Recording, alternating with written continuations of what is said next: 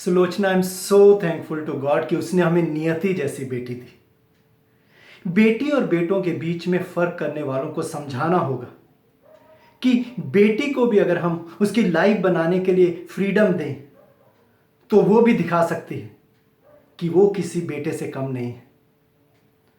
मैं भी एक बेटी का बाप हूं, लेकिन मुझे इस बात का कोई अफसोस नहीं है, बल्कि मुझे इस बात पर गर्व है। मेरी बेटी मेरा प्राउड है।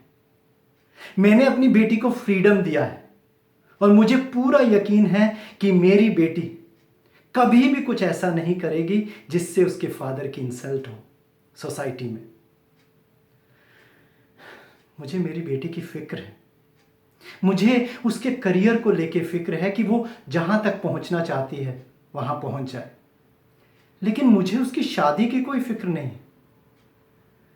लड़कियों के पैदा होते ही जिस तरह उसके बाप को उसकी शादी की फिक्र होती है, वैसे ही अगर वो उसे कुछ बनाने की कोशिश करें तो ये जो समाज में हम लोग रोज सुनते हैं बहुओं को टॉर्चर करने का, वो सारी की सारी खबरें कम हो जाएंगी।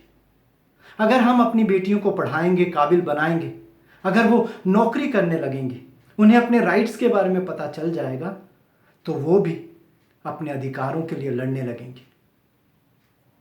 लड़कियों के बाप को ऐसा क्यों लगता है कि अपनी बेटी के बड़े होते ही बस उसकी शादी कर दो, अपने सर के ऊपर से उसका बोझ कम कर दो, जिम्मेदारियां कम कर दो। बहुओं को सताने के लिए जिस तरह बाकी लोग जिम्मेदार हैं, वैसे ही लड़की के माँ बाप भी जिम्मेदार हैं। जो लोग ये सोचते हैं कि बेटियां पराया धन हैं, बेटियों को पराये घर जाना है, उन्हें उन्हें सहने की आदत डालनी होगी, ये सब गलत है। मैंने भी अपनी बेटी को संस्कार दिए हैं, लेकिन मैंने उसे कमजोर नहीं बनाया है।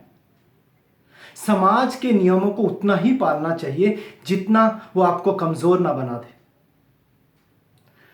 मुझे गर्व है कि मेरी बेटी सेल्फ डिपेंडेंट है।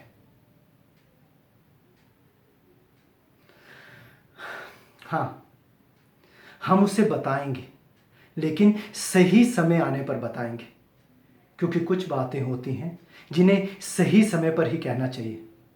अगर हम उसे गलत समय पर कहते हैं तो शायद उसका नतीजा गलत हो सकता है। यू डोंट वरी, मुझे पता है कि मैं अपनी बेटी के लिए क्या कर रहा हूं।